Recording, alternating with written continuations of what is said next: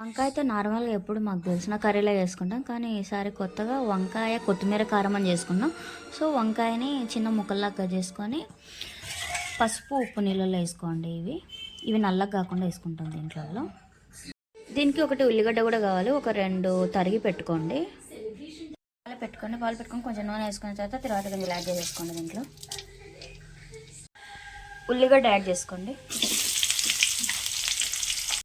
కొంచెం కలర్ మారిన తర్వాత మనవి వంకాయలు అన్నీ యాడ్ చేసుకోండి. దీంట్లోకి పసుపు వేసుకోండి, లేకపోతే నల్లగా అవుతాయి. ఒక 10 మినిట్స్ అట్లే పెట్టండి, మగ్గుతుంది ఇది. దానికి కొంచెం జీలకర్ర, కొన్ని పచ్చిమిరపకాయలు, కొత్తిమీర చేతి నిండా పట్టుకొని దీంట్లో వేసుకోండి. ఇంకా మిక్సీ పట్టుకోండి మంచిగా. ఉడుకుతున్నప్పుడు కొంచెం అల్లం పేస్ట్ వేసుకోండి, యాడ్ చేసుకోండి.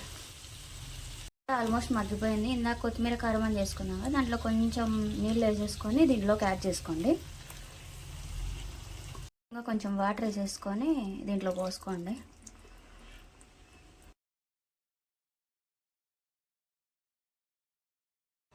నూనె పైకి తేలేదాకా ఉండాలి. పైకి తేలితే కూర అయినట్టు.